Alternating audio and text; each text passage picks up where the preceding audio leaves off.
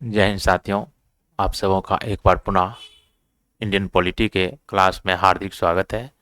तो आज हम लोग काफ़ी इम्पोर्टेंट चैप्टर नीति निर्देशक तत्व को याद करेंगे। तो क्लास में ही याद हो जाएगा।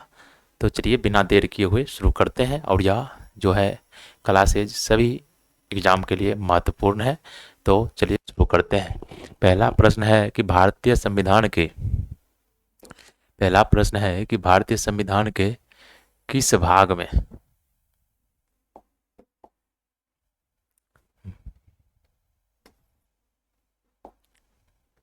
भारतीय संविधान के किस भाग में राज्य के नीति निर्देशक तत्वों का वर्णन है। यहाँ पर है भारतीय संविधान के किस भाग में राज्य के नीति निर्देशक तत्वों का वर्णन है।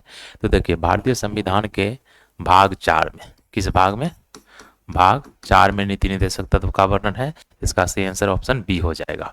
वहीं भाग 3 में किसका वर्णन है? तो भाग 3 में है मौलिक अधिकार का। भाग 3 में किसका है? मौलिक अधिकार का। और अनुच्छेद पूछे तो अनुच्छेद हो जाएगा 12 से 35। वही भाग 4 नीति निर्देशक तत्व का अनुच्छेद पूछे तो हो जाएगा 36 से 51। और भाग 4A में जो वर्णन है वह है मौलिक कर्तव्य का। मौलिक कर्तव्य का वर्णन है जो 42वें संविधान संशोधन के माध्यम से जोड़ा गया। भाग 5 में किसका वर्णन है? तो भाग 5 में है संघ सरकार का। चलिए नेक्स्ट प्रश्न। राज्य के नीति निर्देशक तत्वों में से संबंधित अनुच्छेद कहां से कहां तक है? तो देखिए भाग 4 में जो है किसका वर्णन है? नीति निर्देशक तत्व का। और अगर अनुच्छेद पूछे तो अनुच्छेद जस्ट अभी हम बताए अनुच्छेद 36 से लेकर 51 तक। अनुच्छेद 36 से लेकर 51 तक में राज्य के नीति निर्देशक तत्व का वर्णन है। और भाग कौन सा हो जाएगा? तो भाग हो जाएगा 4 हो जाएगा। क्लियर? तो अनुच्छेद 12 से 35 या भाग 3 हो जाएगा जो किससे संबंधित है? मौलिक अधिकार से। अनुच्छेद 36 से 51 यह हो जाएगा किससे? भाग 4 से। अनुच्छेद 51 ए मौलिक कर्तव्य भाग 4A हो जाएगा, भाग 4A। वही अनुच्छेद 52 से 78 जो है 52 से लेकर 151 तक जो वर्णित है संघ सरकार का। किसका वर्णन है? संघ सरकार का। इसी में 52 से 78 तक में जो प्रधान राष्ट्रपति है, प्रधानमंत्री, मंत्रिपरिषद की जो वर्णन है 52 से 78 तक के बीच में है। नेक्स्ट प्रश्न। भारतीय संविधान में राज्य की नीति निर्देशक तत्व किस देश के संविधान से लिया गया है? तो नीति निर्देशक तत्व जो लिया गया है यह लिया गया है आयरलैंड के संविधान से। कहाँ के संविधान से? आयरलैंड के संविधान से। इसका आंसर ऑप्शन सी, आयरलैंड के संविधान से। और क्या लिया गया है? तो आयरलैंड के संविधान से ही लिया गया है राष्ट्रपति के निर्वाचन की प्रक्रिया। राष्ट्रपति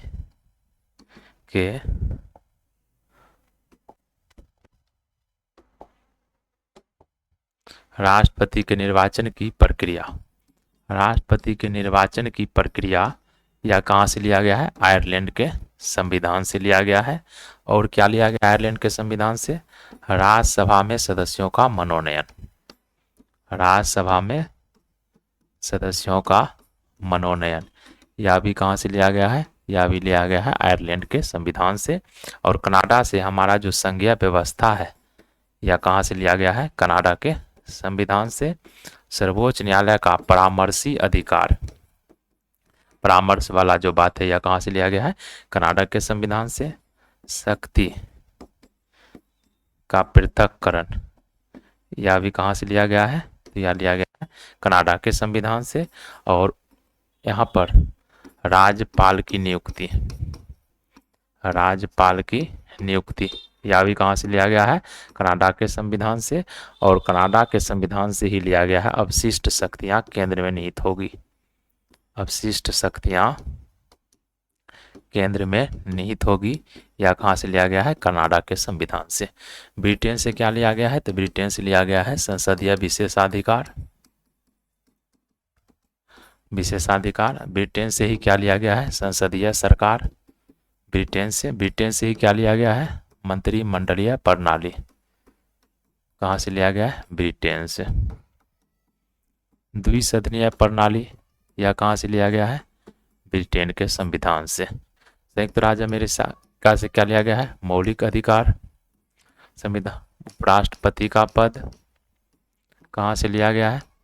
तो अमेरिका के संविधान से। और सर्वोच्च न्यायालय, यह भी कहाँ से लिया गया है? संयुक्त राज्य अमेरिका के संविधान से। वित्तीय आपात, यह भी कहाँ से लिया गया है? यह भी लिया गया है अमेरिका के संविधान से। क्लियर। नेक्स्ट प्रश्न, राज्य के नीति निर्देशक तत्व किस प्रकार के न्याय को सुनिश्चित करने का प्रयास करते हैं? देखिए, राज्य के नीति निर्देशक तत्व जो है सामाजिक और आर्थिक न्याय, सामाजिक और आर्थिक न्याय को सुनिश्चित करने का प्रयास करते हैं। किस प्रकार का न्याय? सामाजिक न्याय और आर्थिक न्याय। वही पूछे कि प्रस्तावना में कितने प्रकार के न्याय है?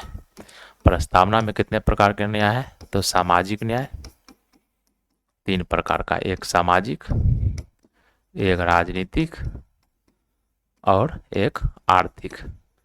प्रस्तावना में 3 प्रकार के न्याय का वर्णन है, लेकिन 2 प्रकार के न्याय, सामाजिक और आर्थिक न्याय को सुनिश्चित करने का प्रयास करता है कौन सा? नीति निर्देशक तत्व। क्लियर। नेक्स्ट प्रश्न, नीति निर्देशक तत्व क्या है?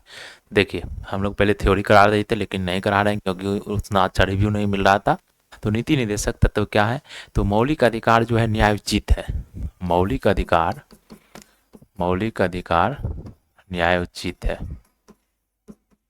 मौलिक अधिकार न्यायोचित है। न्यायोचित का मतलब क्या है? कि अगर मौलिक अधिकार का उल्लंघन होता है तो हम न्यायालय में जा सकते हैं। मौलिक अधिकार का न्यायालय उल्लंघन होता है तो हम न्यायालय में जा सकते हैं, लेकिन नीति निर्देशक तत्व के लिए हम लोग न्यायालय में नहीं जा सकते हैं, अर्थात यह न्यायोचित नहीं है, गैर न्यायोचित है। इसका सही आंसर ऑप्शन बी हो जाएगा। न्यायालय में नहीं जा सकते हैं या न्यायालय में परिवर्तनीय नहीं है।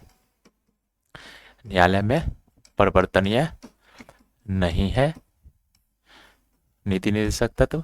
ऑलरेडी शुरू में ही कहा जा चुका है अनुच्छेद 37 में कि यह न्यायालय में परिवर्तनीय नहीं है। किस अनुच्छेद में? अनुच्छेद 37 में। अनुच्छेद 36 से 51 तक में नीति निर्देशक तत्व है, जिसमें 36 में जो बार बार राज्य की बात होगी, इसमें जैसे मौलिक अधिकार में बार बार राज्य का बात होता था तो राज्य को परिभाषित अनुच्छेद 12 में किया गया था, वैसे ही बार बार नीति निर्देशक तत्व में राज्य का उल्लेख होता है तो वही राज्य को परिभाषित अनुच्छेद 36 में किया गया और अनुच्छेद 37 में कहा गया है कि नीति निर्देशक तत्व गैर परिवर्तनीय है, न्यायालय में इसे लागू करने के लिए नहीं जाया जा सकता है। यह जो है एक नीति निर्देशक तत्व एक प्रकार का दर्शन है, सरकार अपने नीति बनाने में इसका यूज कर सकता है। और सरकार का एक तरह से क्या होता है कि एक तरह से मार्गदर्शन करता है कि इस तरह का नीति से हमें देश चलाना है, ताकि अगर सरकार चेंज भी हो जाता है तो इसी का अनुसरण करती रहती है, उसका नीति निर्देशक तत्व के अनुसार ही फॉलो होता है। साथ ही साथ यह न्याय की समीक्षा में भी काम आता है नीति निर्देशक तत्व। नीति निर्देशक तत्व गैर परिवर्तनीय है, याद रखिएगा। नीति निर्देशक तत्व को लागू करवाया नहीं जा सकता है। नीति निर्देशक तत्व राज्य के द्वारा लागू स्वयं किया जाता है, राज्य के द्वारा लागू किया जाता है, याद रखिएगा। नेक्स्ट, राज्य की नीति निर्देशक सिद्धांत बैंक की सुविधा के अनुसार देय चेक के समान है, यह कथन किसका है? यह कथन है केटी शाह का। किसका कथन है? केटी शाह का कथन है कि राज्य की नीति निर्देशक सिद्धांत बैंक की सुविधा के अनुसार जो है चेक के समान है। किसने कहा था? केटी शाह ने। काफी इंपॉर्टेंट है, याद रखिएगा। सभी ऑप्शन को हम एक बार रीड कर लेते हैं। तो डॉक्टर भीमराव अंबेडकर संवैधानिक उपचार आप लोग पढ़े होंगे, अनुच्छेद 32। संवैधानिक उपचार को संविधान की आत्मा कहा था। किसने? डॉक्टर भीमराव अंबेडकर ने, अनुच्छेद 32 को। याद रखिएगा। जवाहरलाल नेहरू, उद्देश्य प्रस्ताव किसने पेश किया था? जवाहरलाल नेहरू ने। उसके बाद अल्लादी कृष्णा स्वामी अय्यर, आप लोग नाम सुने होंगे, जो कि प्रस्तावना को, अल्लादी कृष्णा स्वामी अय्यर ने प्रस्तावना को क्या कहा था? तो आप लोग इसका कमेंट बॉक्स में कमेंट लिखिएगा, क्योंकि मैंने प्रस्तावना आपको डिटेल में कराया है। यदि आपको याद होगा तो निश्चित रूप से लिखेंगे। चलिए नेक्स्ट प्रश्न, नीति निर्देशक तत्वों को डैश के रूप में वर्गीकृत किया जा सकता है।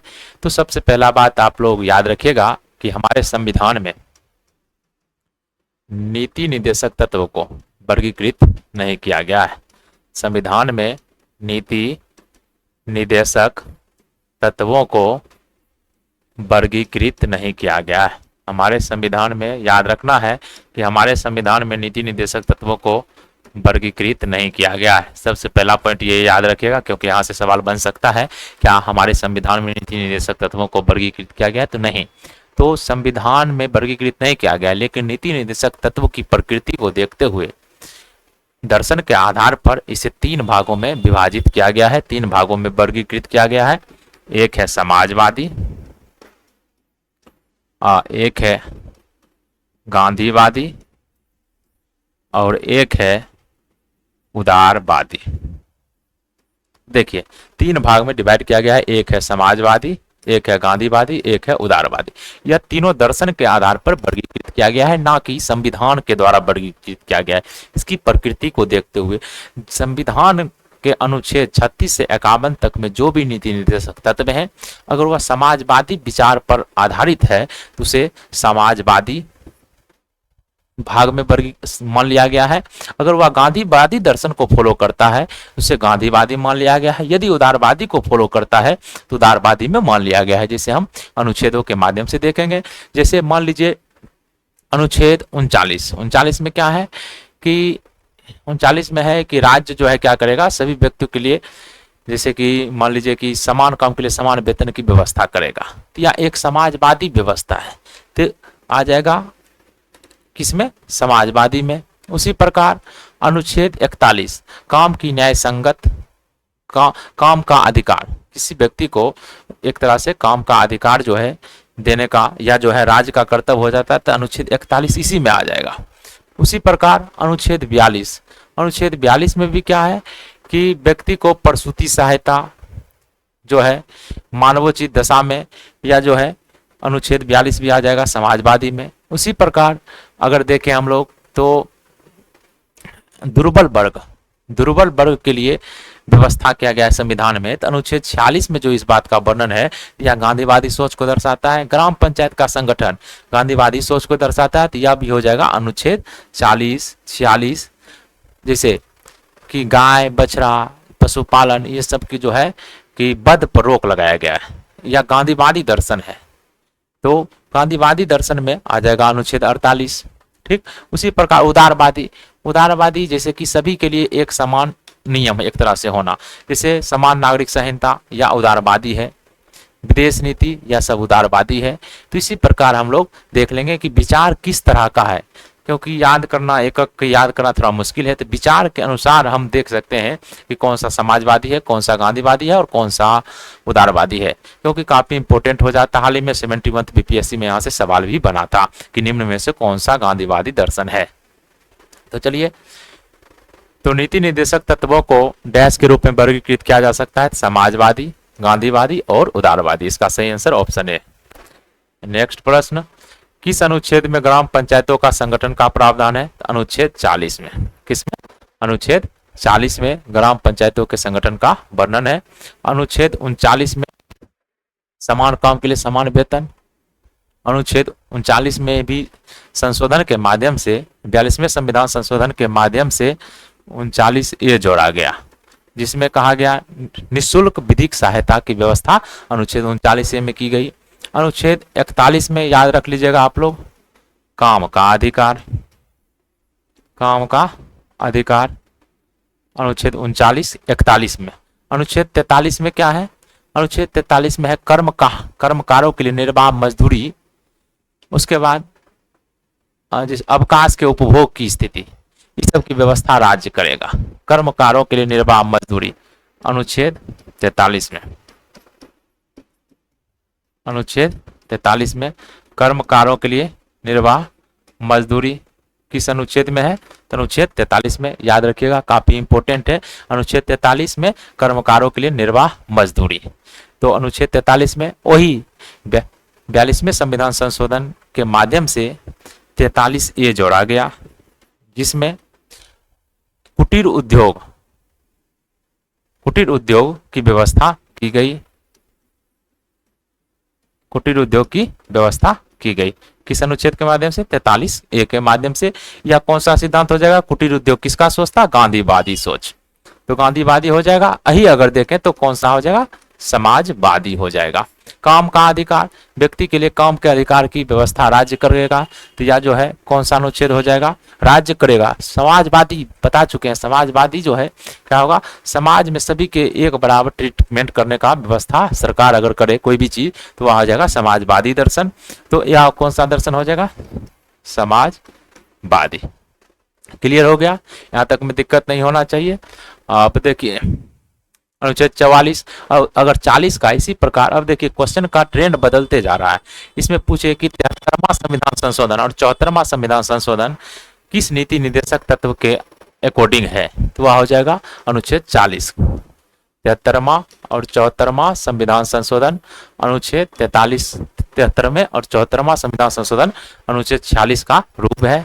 अनुच्छेद 41 में देखिए कि मनरेगा कार्यक्रम जो चल रहा है किस अनुच्छेद के अनुसार चल रहा है, तो अनुच्छेद 41 के अनुसार। याद रखिएगा, मनरेगा किस अनुच्छेद के अनुसार, 41। तो काफी इंपॉर्टेंट है। जैसे लघु उद्योग की स्थापना, लघु उद्योगों की स्थापना की जा रही है किस अनुच्छेद के अनुसार, 43। पूछे लघु उद्योग की स्थापना किस अनुच्छेद के अनुसार, 43। तो व्यवहारिक पक्ष को याद रखना है। अभी के समय में क्वेश्चन व्यवहारिक पक्ष से पूछा जा रहा है, तभी जरूरत है आपको व्यवहारिक पक्ष पर ध्यान देने की, क्योंकि सिर्फ रटने से एग्जाम निकलना थोड़ा टफ है। व्यवहारिक पक्ष पर अवश्य गौर करें। नेक्स्ट प्रश्न, किस अनुच्छेद में पुरुषों और स्त्रियों दोनों को समान कार्य के लिए समान वेतन का प्रावधान है। जस्ट अभी कराए थे, तो अनुच्छेद 39 में हो जाएगा। पुरुष और महिला दोनों के लिए समान वेतन का प्रावधान 39 में। 39A में निःशुल्क और विधिक सहायता, निःशुल्क एवं विधिक सहायता का प्रावधान किस अनुच्छेद में किया गया है, तो यह प्रावधान किया गया है अनुच्छेद 39A में। विधिक सहायता का प्रावधान 39A में यह किसलिए किया गया, ताकि सभी व्यक्ति को, जो कि भारत में न्याय महंगा है, तो सभी व्यक्ति को पैसे के अभाव में क्या हो कि न्याय से वंचित नहीं रह जाए, इसके लिए राज्य सरकार ऐसी व्यवस्था किया है। और यह जोड़ा गया 42वें संविधान संशोधन 1976 के माध्यम से। इसके लिए नालसा का गठन किया गया है। किसका गठन किया गया है, नालसा का। याद रखिएगा। अनुच्छेद 44 किससे संबंधित है, ग्राम पंचायतों के संगठन से। कौन सा अनुच्छेद, अनुच्छेद 40। और इसके लिए कौन सा अनुच्छेद, 73वां और 74वां संविधान संशोधन। स्थानीय निकाय संबंधित है अनुच्छेद 44, अनुच्छेद 41 काम पाने का अधिकार। मनरेगा कार्यक्रम जो चलता है किस अनुच्छेद के माध्यम से, अनुच्छेद 41 के माध्यम से। नेक्स्ट प्रश्न, किस अनुच्छेद में गरीबों को मुफ्त कानूनी सहायता प्रदान करने का प्रावधान है। जस्ट मैंने अभी देखा अनुच्छेद 39 है। 39 देख चुके हैं, 40 भी कंप्लीट, 41 भी कंप्लीट है। नेक्स्ट प्रश्न, किस अनुच्छेद में कुछ दशाओं में काम, शिक्षा और लोक सहायता पाने का अधिकार का प्रावधान है। कुछ दशाओं में काम, शिक्षा और लोक सहायता पाने का अधिकार का प्रावधान किस अनुच्छेद में है, तो अनुच्छेद 41। क्लियर कर चुके हैं। अनुच्छेद 41 के माध्यम से काम, शिक्षा और लोक सहायता पाने के अधिकार का प्रावधान है। अनुच्छेद 40 में क्या है, ग्राम पंचायत का संगठन, पंचायत संगठन अनुच्छेद 40 में। अनुच्छेद 41 क्लियर हो चुका है। इसमें जो है प्रसूति सहायता, मैटरनिटी लीव, काम की मानवोचित दशा, यह जो है किस अनुच्छेद में, 42 में। 43 में कुटीर उद्योग की स्थापना, 43 के अनुसार। नेक्स्ट, किस अनुच्छेद में काम की न्याय संगत और मानवीय दशाओं तथा मातृत्व सहायता का उपबंध का प्रावधान है। जस्ट अनुच्छेद 41 में तो काम पाने का अधिकार, लोक सहायता पाने का अधिकार, काम पाने का अधिकार।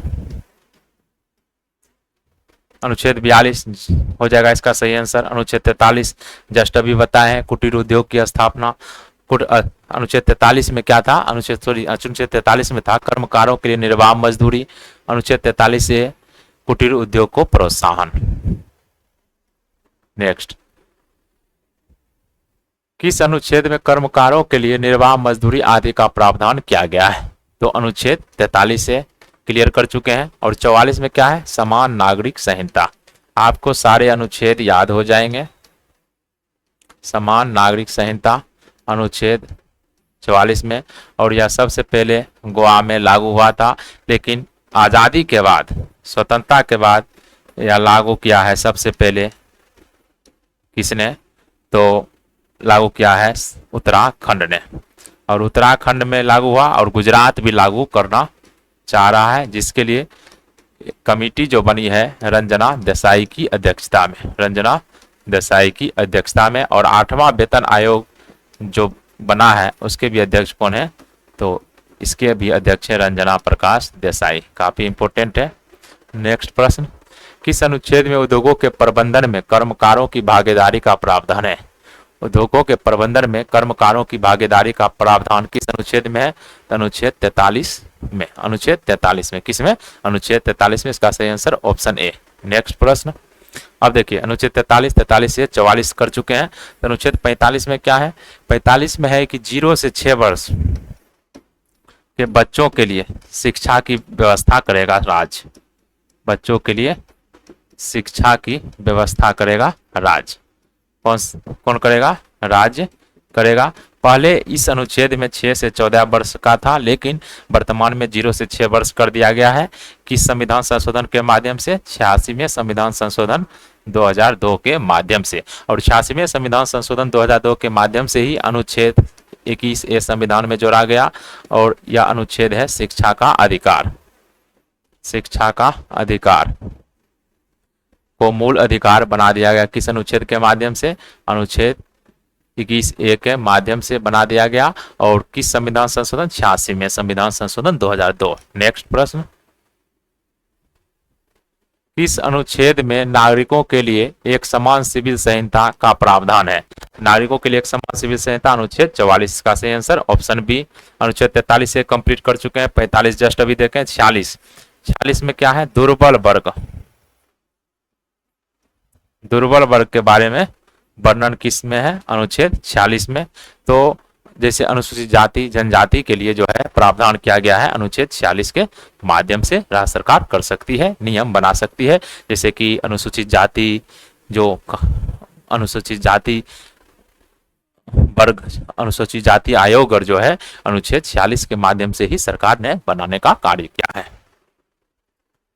नेक्स्ट, किस अनुच्छेद में 6 वर्ष से कम आयु के बच्चों के लिए प्रारंभिक बाल्यावस्था देख रेख और शिक्षा का वर्णन है, तो जस्ट देखे हैं, अनुच्छेद 45 के माध्यम से, और किस प्रावधान के माध्यम से जोड़ा गया, 46वें संविधान संशोधन के माध्यम से।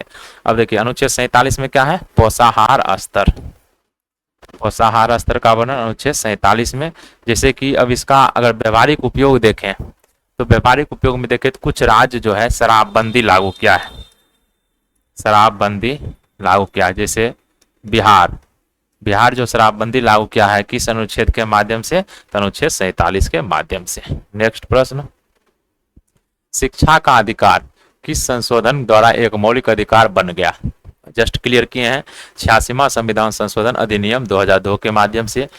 42वां संविधान संशोधन के माध्यम से क्या जोड़ा गया, संविधान में मूल कर्तव्य को, मूल कर्तव्य को, और 42वां संविधान संशोधन के माध्यम से नीति निर्देशक तत्व में भी संशोधन हुआ है, नीति निर्देशक तत्वों में भी संशोधन हुआ है 42वां संविधान संशोधन के माध्यम से। जैसे कि अनुच्छेद 39A जोड़ा गया, अनुच्छेद 43 का बी जोड़ा गया जो सहकारी समिति से संबंधित है, अनुच्छेद 39 से तो पहले ही कंप्लीट कर चुके हैं, अनुच्छेद 48A जोड़ा गया, तो यह सभी जो जोड़ा गया 42वां संविधान संशोधन के माध्यम से। 40वां संविधान संशोधन अधिनियम 1978 के माध्यम से अनुच्छेद 38(2) को जोड़ा गया, किस अनुच्छेद को, 38(2) को जोड़ा गया, जो बताएंगे प्रावधान, क्वेश्चन आएगा तो उसमें। और 97वें संविधान संशोधन अधिनियम के माध्यम से अनुच्छेद 43B जोड़ा गया, सहकारी समिति, सहकारी समिति 97वें संविधान संशोधन के माध्यम से जोड़ा गया। यहाँ पर गलती से बोला गया था 42 में, जो कि 42 में नहीं होगा, 97वां संविधान संशोधन होगा। नेक्स्ट प्रश्न, किस अनुच्छेद में अनुसूचित जातियों, अनुसूचित जनजातियों और अन्य दुर्बल वर्गों के शिक्षा और अर्थ संबंधी हितों की अभिवृद्धि का प्रावधान है, तो जस्ट किए थे अनुच्छेद 47। कौन सा अनुच्छेद, अनुच्छेद 47 के माध्यम से किया गया है। तो नेक्स्ट प्रश्न, किस अनुच्छेद में पोषाहार स्तर सॉरी, यह 47 नहीं होगा, अनुच्छेद 46 जस्ट पहले किए थे। अनुच्छेद 47 में क्या है? पोषाहार स्तर, पोषाहार स्तर है अनुच्छेद 47 में, ठीक। अनुच्छेद 45 में तो 0 से 6 वर्ष के लिए बाल्यावस्था में शिक्षा का व्यवस्था किया गया है। अनुच्छेद 48 में कृषि और पशुपालन संगठन का वर्णन किया गया है। नेक्स्ट, किस अनुच्छेद में पोषाहार स्तर और जीवन स्तर को ऊंचा करने तथा लोक स्वास्थ्य का सुधार करने का राज्य का कर्तव्य का प्रावधान है? तो पोषाहार स्तर अनुच्छेद 47 हो जाएगा। कौन सा? अनुच्छेद 47। नेक्स्ट, किस अनुच्छेद में कृषि और पशुपालन का संगठन का प्रावधान है? तो अनुच्छेद 48। कौन सा अनुच्छेद हो जाएगा? अनुच्छेद 48। कृषि और पशुपालन के संगठन का प्रावधान अनुच्छेद 48 में। क्लियर हो गया। 47 में जस्ट अभी हमने देखा, 47 में क्या है? पोषाहार स्तर। अनुच्छेद 49 जो कि सार्वजनिक जो जगह है, सार्वजनिक संपत्ति की रक्षा की बात अनुच्छेद 49 में की गई है। तो जस्ट अभी हम 48A भी देखेंगे नेक्स्ट प्रश्न के माध्यम से। किस अनुच्छेद में पर्यावरण का संरक्षण तथा संवर्धन और वन्य जीवों की रक्षा का प्रावधान है? तो कृषि और पशुपालन संगठन का वर्णन किस अनुच्छेद में? अनुच्छेद 48 में। कृषि और पशुपालन या जो है किस अनुच्छेद के माध्यम से? अनुच्छेद 48, जिसमें कहा गया है कि गौ हत्या पर रोक लगाया गया है। गौ हत्या पर रोक लगाया गया किस अनुच्छेद के माध्यम से? अनुच्छेद 48 के माध्यम से। जैसे कि नस्ल परिरक्षण इस सब पर जो प्रतिबंध लगाने का प्रयास अनुच्छेद 48 के माध्यम से। अनुच्छेद 48A में क्या है? तो पर्यावरण का संरक्षण, पर्यावरण का संरक्षण और संवर्धन अनुच्छेद किसके माध्यम से? 48A के माध्यम से। जैसे कि पर्यावरण संरक्षण के लिए कुछ अधिनियम पारित किया गया है, आपसे व्यवहारिक रूप से पूछा जा सकता है पर्यावरण संरक्षण अधिनियम 1986 किस नीति निर्देशक तत्व से संबंधित है? अनुच्छेद 48A हो जाएगा। जैसे पर्यावरण संरक्षण अधिनियम 1986 कौन सा हो जाएगा? तो अनुच्छेद 48 से। वही अगर पूछे कि बाघ परियोजना किस नीति निर्देशक तत्व से संबंधित है? तो अनुच्छेद 48 से। वही आपसे अगर पूछे कि हाथी परियोजना किससे संबंधित है? अनुच्छेद 48 से। तो व्यवहारिक आपको याद रखना है। तो व्यवहारिक मैंने आपको बताया कि इन सभी बातों को आप लोग निश्चित रूप से याद रखिएगा। वही अनुच्छेद 49 में क्या है? तो सार्वजनिक संपत्ति वाली बात याद रखिएगा, संरक्षण अनुच्छेद 49। और 50 कार्यपालिका का न्यायपालिका से पृथककरण, कार्यपालिका का न्यायपालिका से पृथककरण अनुच्छेद 50 के माध्यम से किया गया है। जैसे कि पूर्व में CRPC जो था वह किस अनुच्छेद के माध्यम से? 50 के ही माध्यम से। तो नेक्स्ट प्रश्न, किस अनुच्छेद में राष्ट्रीय महत्व के स्मारक, स्थान और वस्तुओं का संरक्षण का प्रावधान है? तो 48 से देखिए याद कराने के लिए करा रहे हैं। तो चलिए 48 में क्या है? पर्यावरण संरक्षण की टर्म याद रखिए, पर्यावरण संरक्षण। 49 में तो ये हो गया सार्वजनिक स्थान, राष्ट्रीय महत्व के स्मारक स्थान। अनुच्छेद 50 कार्यपालिका का न्यायपालिका से पृथककरण। उसके बाद अनुच्छेद 51, अनुच्छेद 51 में जो है विदेश नीति का वर्णन किया गया है। किस अनुच्छेद में? अनुच्छेद 51 में जो है विदेश नीति का वर्णन किया गया है। अंतरराष्ट्रीय कानून संबंधी बात की गई है किसमें? अनुच्छेद 51 में। नेक्स्ट प्रश्न, किस अनुच्छेद में कार्यपालिका से न्यायपालिका का पृथक्करण का प्रावधान है? तो अनुच्छेद 50, अनुच्छेद 50। वही अनुच्छेद 51 में याद रखिएगा विदेश नीति। देखिए व्यवहारिक चीज हम बता रहे हैं, बाकी किताब से तो आप रट ही लीजिएगा। अनुच्छेद 51 है क्या है? मौलिक कर्तव्य। अनुच्छेद 49 राष्ट्रीय महत्व के स्मारक का संरक्षण, महत्व के स्मारकों का संरक्षण इस अनुच्छेद के माध्यम से? अनुच्छेद 49 के माध्यम से। नेक्स्ट प्रश्न, किस अनुच्छेद में अंतर्राष्ट्रीय शांति और सुरक्षा की अभिवृद्धि का प्रावधान है? तो अंतर्राष्ट्रीय शांति और सुरक्षा की अभिवृद्धि का प्रावधान मतलब विदेश नीति। तो कौन सा अनुच्छेद बताए हैं? अनुच्छेद 51। तो इसका आंसर हो जाएगा ऑप्शन सी। अनुच्छेद 49 जस्ट अभी देखे हैं। अनुच्छेद 50 कार्यपालिका का न्यायपालिका से पृथक्करण। 51 मौलिक कर्तव्य। नेक्स्ट प्रश्न, 42वें संविधान संशोधन अधिनियम 1976 द्वारा डीपीएसपी में कौन सा नया अनुच्छेद नहीं जोड़ा गया? तो अनुच्छेद 39 तो जोड़ा ही गया, अनुच्छेद 43A भी जोड़ा गया, अनुच्छेद 48A भी जोड़ा गया, लेकिन 38(2) बताए थे 44वें संविधान संशोधन 1978 के माध्यम से जोड़ा गया। नेक्स्ट प्रश्न, 44वां संविधान संशोधन अधिनियम 1978 द्वारा डीपीएसपी में कौन सा अनुच्छेद जोड़ा गया? 44वां पूछ रहा है, 42वां के द्वारा 39A, 43A भी 42वां द्वारा, 48A 42वें द्वारा, 38(2) जो है किसके माध्यम से? 44वें संविधान संशोधन के माध्यम से, और एक 97वां संविधान संशोधन के माध्यम से अनुच्छेद 43 का भी जोड़ा गया। नेक्स्ट प्रश्न, 86वां संविधान संशोधन अधिनियम 2002 द्वारा डीपीएसपी के किस अनुच्छेद के विषय में परिवर्तन किया गया? तो बताए थे अनुच्छेद 45 में परिवर्तन किया गया था, जिसमें पहले 6 से 14 वर्ष के बच्चों के लिए प्रावधान था, लेकिन वर्तमान में 0 से 6 वर्ष के लिए प्रावधान है वर्तमान में। किस संविधान संशोधन? 86। नेक्स्ट प्रश्न, 97वें संविधान संशोधन अधिनियम 2011 द्वारा डीपीएसपी में कौन सा नया अनुच्छेद जोड़ा गया? 43B जोड़ा गया 97वें के द्वारा, 43A 42वां के द्वारा, 48A 42वां के द्वारा, और 38(2) 44वें संविधान संशोधन के माध्यम से।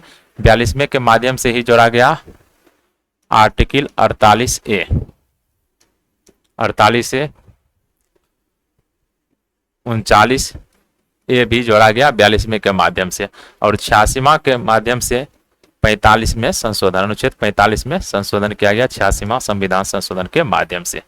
नेक्स्ट प्रश्न, एक कल्याणकारी राज्य की अवधारणा भारतीय संविधान के किस भाग में निहित है? तो एक कल्याणकारी राज्य की अवधारणा जो है भारतीय संविधान के नीति निर्देशक तत्व में वर्णित है। किसमें? नीति निर्देशक तत्व में। इसका सही आंसर हो जाएगा ऑप्शन सी। नेक्स्ट, मौलिक अधिकार और डीपीएसपी के बीच, मौलिक अधिकार और डीपीएसपी के बीच विवाद के मामले में कौन सा सिद्धांत लागू होता है? तो मौलिक अधिकार हमेशा श्रेष्ठ होते हैं? नहीं, ऐसा बात नहीं है। शुरू में कुछ विवाद आया था, जैसे कि सबसे मौलिक अधिकार देख लीजिए, काफी इंपॉर्टेंट है। मौलिक अधिकार वर्सेस डीपीएसपी के बीच विवाद। तो सबसे पहला जो विवाद था चंपकम दोराइजन विवाद, चंपकम दोराइजन विवाद जो मद्रास राज्य के साथ था। इसमें कहा गया कि अगर मौलिक अधिकार और नीति निर्देशक तत्व के बीच विवाद होता है तो मौलिक अधिकार जो है श्रेष्ठ होगा, डीपीएसपी से मौलिक अधिकार क्या होगा? श्रेष्ठ होगा। तो पहला बात याद रखिएगा चंपक दोराइजन वाले बात में कि मौलिक अधिकार श्रेष्ठ होगा, लेकिन मौलिक अधिकार नीति निर्देशक तत्व को लागू करने के लिए मौलिक अधिकार में संशोधन किया जा सकता है, चंपक दोराइजन वाद। और दूसरा जो वाद था वह था गोलकनाथ वाद, गोलकनाथ वाद। उसमें कहा गया था कि मौलिक अधिकार जो है निरपेक्ष है, मौलिक अधिकार निरपेक्ष है, मतलब निरपेक्ष है कहिए या नैसर्गिक है? नैसर्गिक है कि मौलिक अधिकार में जो है संशोधन नहीं किया जा सकता है, और नीति निर्देशक तत्वों को लागू करने के लिए तो बिल्कुल ही संशोधन नहीं किया जा सकता। किसमें? गोलकनाथ वाद में। और देखिए चंपक दोराइजन वाद शुरू में ही आ गया था 1951 में, और गोलकनाथ वाद आया था 1967 में। तो उसके बाद जो एक वाद आता है संशोधन होता है सरकार के द्वारा, संसद के द्वारा संशोधन है 24वां संविधान संशोधन। तो 24वें संविधान संशोधन के माध्यम से यहाँ तो कहा गया कि मौलिक अधिकार में संशोधन ही नहीं हो सकता। जब गोलकनाथ ने कर दिया तो 24वां संविधान संशोधन के माध्यम से यह प्रावधान किया गया कि मौलिक अधिकार में जो है संशोधन हो सकता है, संविधान के किसी भी भाग में संशोधन हो सकता है 24वां। उसके बाद 25वां संविधान संशोधन आया, तो इसमें कहा गया कि मौलिक अधिकार में तो संशोधन होगा ही, मौलिक अधिकार में संशोधन तो 24वें के माध्यम से शुरू हो गया। 25वां संविधान संशोधन में अनुच्छेद 31 गो जोड़ा गया, अनुच्छेद 31 गो जोड़ा गया, और कहा गया कि इस अनुच्छेद 31 को जोड़ा गया और कहा गया यदि नीति निर्देशक तत्व को लागू करने के लिए अनुच्छेद 14, 19 और 31 का यदि उल्लंघन होता है तो वह वैध, नीति निर्देशक तत्व वैध माना जाएगा, न कि अवैध माना जाएगा। अनुच्छेद 25 में कहा गया 85वां संविधान संशोधन के माध्यम से। उसके बाद आया केशवानंद भारतीवाद। केशवानंद भारतीवाद, तो केशवानंद भारतीवाद जो 1973 में आया, तो इसमें कहा गया कि मौलिक अधिकार और नीति निर्देशक तत्व जो है एक दूसरे का पूरक है, एक दूसरे का पूरक है, एक दूसरे का विरोधी नहीं है। लेकिन मौलिक अधिकार और नीति निर्देशक तत्व जो है एक दूसरे का क्या है, पूरक है। और इसमें यह भी कहा गया कि मौलिक अधिकार नीति निर्देशक तत्व को लागू करने के लिए मौलिक अधिकार में संशोधन किया जा सकता है। और अनुच्छेद 14, 19, 31 में 31 का अगर कोई प्रावधान का उल्लंघन होता है तो वह जो है अवैध नहीं माना जाएगा। उसके बाद एक और बात आता है जो है मिनर्वा मिल्सवाद।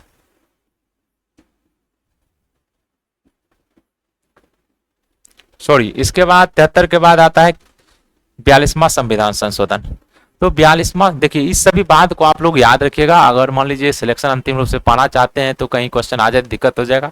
42वां संविधान संशोधन 1976 ईस्वी के माध्यम से यह कहा गया कि अनुच्छेद 31 को तो जोड़ा ही गया था शुरू में।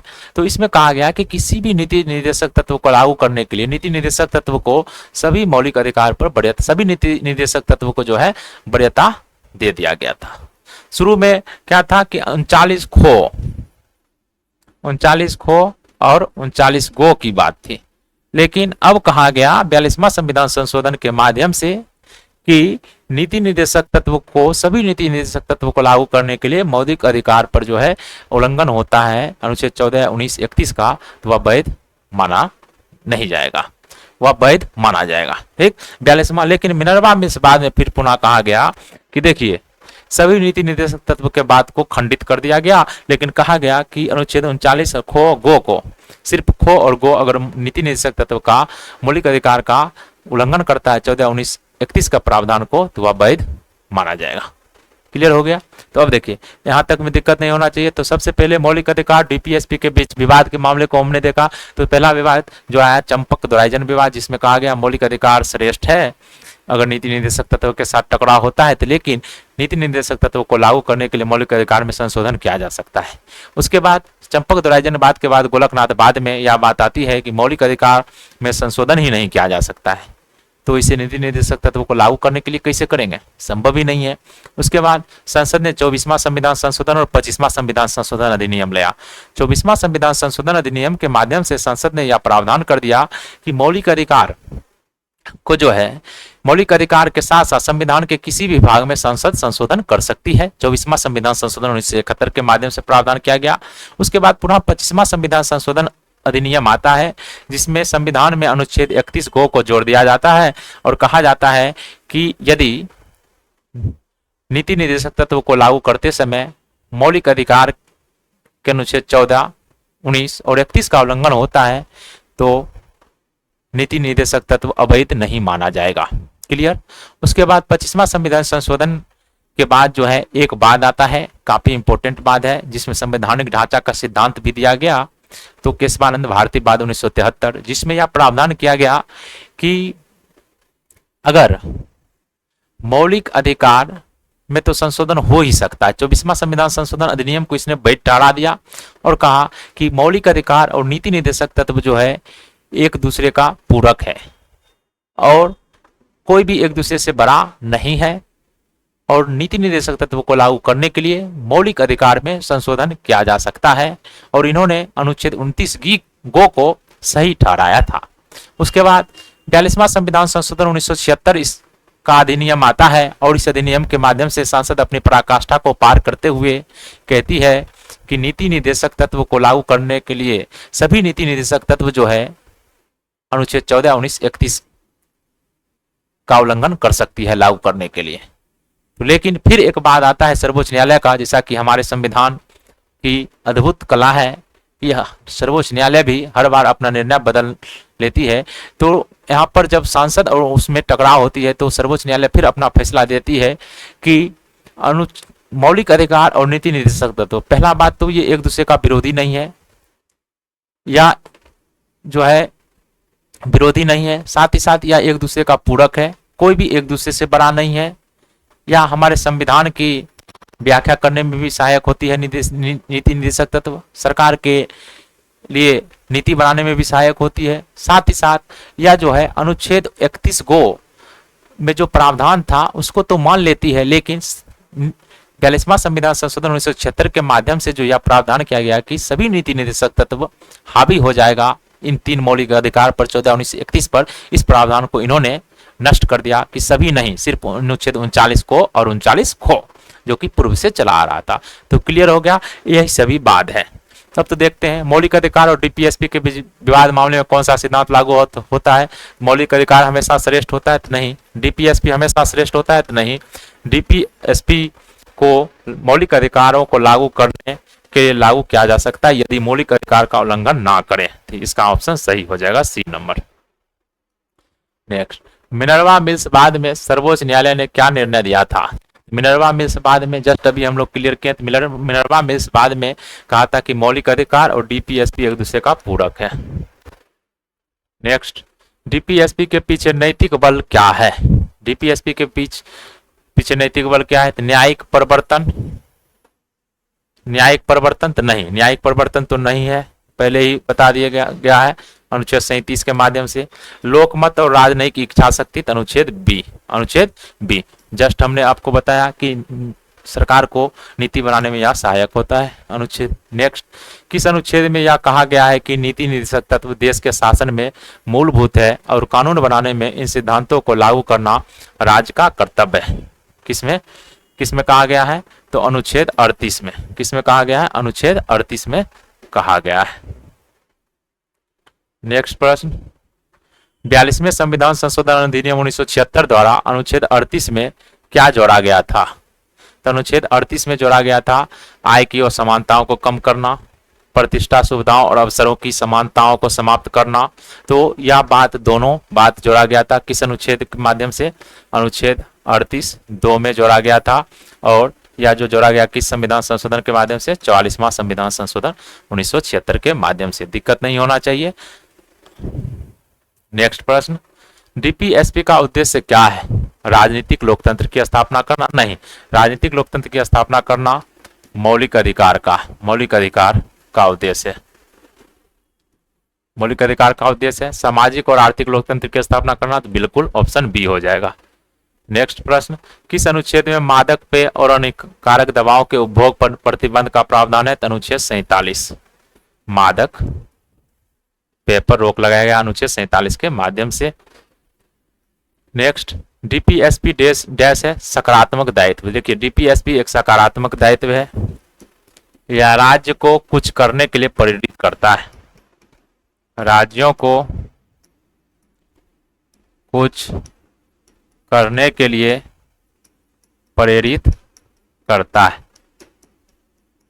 डीपीएसपी, जबकि मौलिक अधिकार राज्य को कुछ करने से रोकता है, जिसके कारण नकारात्मक भी हो जाता है। मौलिक अधिकार डैश है नकारात्मक दायित्व है, यह सकारात्मक भी है लेकिन नकारात्मक इस आधार पर है क्योंकि यह राज्य को कुछ करने से रोकता है।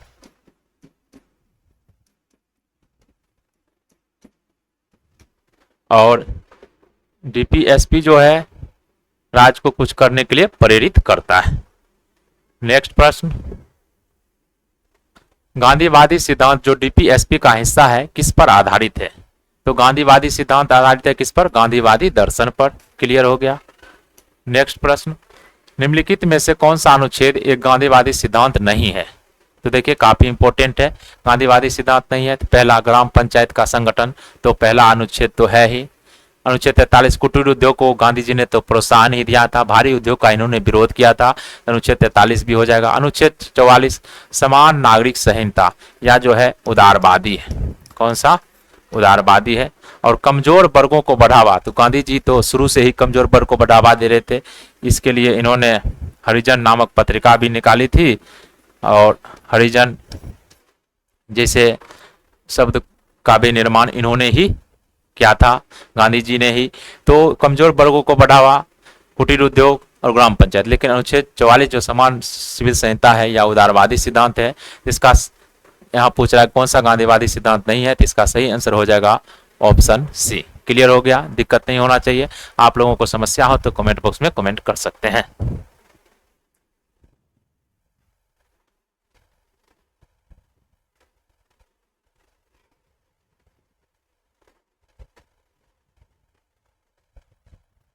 चलिए एक बार हम टोटल रिवीजन कर लेते हैं तेजी से, आप लोगों का रिवीजन हो जाए।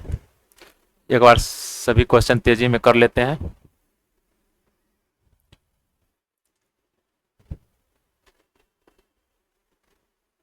दो मिनट में रिवीजन हो जाएगा। भारतीय संविधान के किस भाग में राज्य के नीति निर्देशक तत्व का वर्णन है, तो भाग 4 में। नेक्स्ट, नीति निर्देशक तत्वों को से संबंधित अनुच्छेद कहां से कहां तक है, 36 से 51। नेक्स्ट, भारतीय संविधान में राज्य की नीति निर्देशक तत्व किस देश के संविधान से प्रेरित है, तो हो जाएगा आयरलैंड। नेक्स्ट, राज्य की नीति निर्देशक तत्व किस प्रकार के न्याय को सुनिश्चित करता है, सामाजिक और आर्थिक। नेक्स्ट, नीति निर्देशक तत्व क्या है, गैर न्यायोचित। नेक्स्ट प्रश्न, राज्य की नीति निर्देशक सिद्धांत बैंक की सुविधा के अनुसार देय चेक के समान है, यह कथन किसका है, केटी शाह का। नेक्स्ट, नीति निर्देशक तत्वों को डैश के रूप में वर्गीकृत किया जा सकता है, समाजवादी, गांधीवादी और उदार बौद्धिक। नेक्स्ट, किस अनुच्छेद में ग्राम पंचायत का संगठन का प्रावधान है, अनुच्छेद 40। नेक्स्ट, किस अनुच्छेद में पुरुषों और स्त्रियों दोनों को समान कार्य के लिए समान वेतन का प्रावधान है, अनुच्छेद 39 में। नेक्स्ट प्रश्न, किस अनुच्छेद में गरीबों को मुफ्त कानूनी सहायता प्रदान करने का प्रावधान है, तो गरीबों को मुफ्त कानूनी सहायता 39A। नेक्स्ट प्रश्न, किस अनुच्छेद में कुछ दशाओं में काम, शिक्षा और लोक सहायता पाने का अधिकार का प्रावधान है, तो अनुच्छेद 41। नेक्स्ट प्रश्न, किस अनुच्छेद में काम की न्याय संगत और मानवीय दशाओं तथा मातृत्व सहायता का उपबंध का प्रावधान है, तो अनुच्छेद 42। नेक्स्ट, किस अनुच्छेद में कर्मकारों के लिए निर्बाध मजदूरी आदि का प्रावधान है, अनुच्छेद 43। कर्मकारों के लिए निर्बाध मजदूरी, अनुच्छेद 43। नेक्स्ट, किस अनुच्छेद में उद्योगों के प्रबंधन में कर्मकारों की भागीदारी का प्रावधान है, तो उद्योगों के प्रबंधन में कर्मकारों की भागीदारी ने पहला प्रश्न इसमें क्या था, कर्मकारों के लिए निर्बाध मजदूरी, अनुच्छेद 43, और यहाँ पर कर्मकारों के लिए भागीदारी, अनुच्छेद 43। नेक्स्ट प्रश्न, किस अनुच्छेद में नागरिक कर्मकारों के निर्बाध भागीदारी, यहाँ पूछ रहा है भागीदारी, तो अनुच्छेद 43 ये हो जाएगा। नेक्स्ट प्रश्न, किस अनुच्छेद में नागरिकों के लिए एक समान सिविल संहिता का प्रावधान है, अनुच्छेद 44। नेक्स्ट, किस अनुच्छेद में 6 वर्ष से कम आयु के बच्चों के लिए प्रारंभिक बाल्यावस्था देखभाल और शिक्षा का उपबंध का वर्णन है, अनुच्छेद 47। सॉरी, अनुच्छेद क्या पूछ रहा है, 6 वर्ष से कम आयु का बच्चा, अनुच्छेद 46, ऑप्शन सी। नेक्स्ट, शिक्षा का अधिकार किस संशोधन द्वारा एक मौलिक अधिकार बन गया, शिक्षा का अधिकार 86वां। नेक्स्ट प्रश्न, किस अनुच्छेद में अनुसूचित जातियों, अनुसूचित जनजातियों और दुर्बल वर्ग की शिक्षा, अनुच्छेद 46। नेक्स्ट, किस अनुच्छेद में पोषाहार स्तर और जीवन स्तर को ऊंचा करने और लोक स्वास्थ्य का सुधार करने का राज्य का कर्तव्य का प्रावधान किया गया है, तो पोषाहार स्तर, अनुच्छेद 47। नेक्स्ट प्रश्न, किस अनुच्छेद में कृषि और पशुपालन का संगठन का प्रावधान है, कृषि और पशुपालन, अनुच्छेद 48। किस अनुच्छेद में पर्यावरण का संरक्षण, पर्यावरण संरक्षण, 48A। नेक्स्ट, किस अनुच्छेद में राष्ट्रीय महत्व के स्मारक, स्थान और वस्तु का संरक्षण, अनुच्छेद 49। नेक्स्ट, किस अनुच्छेद में कार्यपालिका से न्यायपालिका का पृथक्करण, अनुच्छेद 50। नेक्स्ट है, किस अनुच्छेद में अंतर्राष्ट्रीय शांति और सुरक्षा की अभिवृद्धि का प्रावधान है, अनुच्छेद 51। नेक्स्ट प्रश्न, 42वां संविधान संशोधन अधिनियम 1976 द्वारा डीपीएसपी में कौन सा नया अनुच्छेद नहीं जोड़ा गया था, तो अनुच्छेद 38 का 2। नेक्स्ट, 44वां संविधान संशोधन द्वारा जोड़ा गया 38 का 2। नेक्स्ट है, 86वां संविधान संशोधन द्वारा 45वें संशोधन किया गया अनुच्छेद में, 97वां के द्वारा अनुच्छेद 43 का B जोड़ा गया। नेक्स्ट, एक कल्याणकारी राज्य की अवधारणा राज्य की नीति निर्देशक तत्व में मौलिक अधिकार और डीपीएसपी के बीच विवाद के मामले में क्लियर कर चुके हैं। मिनर्वा मिल्स बाद मौलिक अधिकार और डीपीएसपी एक दूसरे का पूरक है। डीपीएसपी के पीछे नैतिक बल है लोकमत और राजनीति, इच्छा शक्ति। किस अनुच्छेद में यह कहा गया है कि नीति निदेशक तत्व देश के शासन में मूलभूत है और कानून बनाने में इन सिद्धांतों को लागू करना राज्य का कर्तव्य होगा? तो यह हो जाएगा अनुच्छेद 37। कौन सा अनुच्छेद? अनुच्छेद 37। तो चलिए आज के क्लास में इतना ही। नेक्स्ट क्लास में हम लोग इससे आगे का टॉपिक कंप्लीट करेंगे। अगर क्लास पसंद आ रहा हो, वीडियो पसंद आए तो इसे शेयर करने का प्रयास कीजिए। धन्यवाद।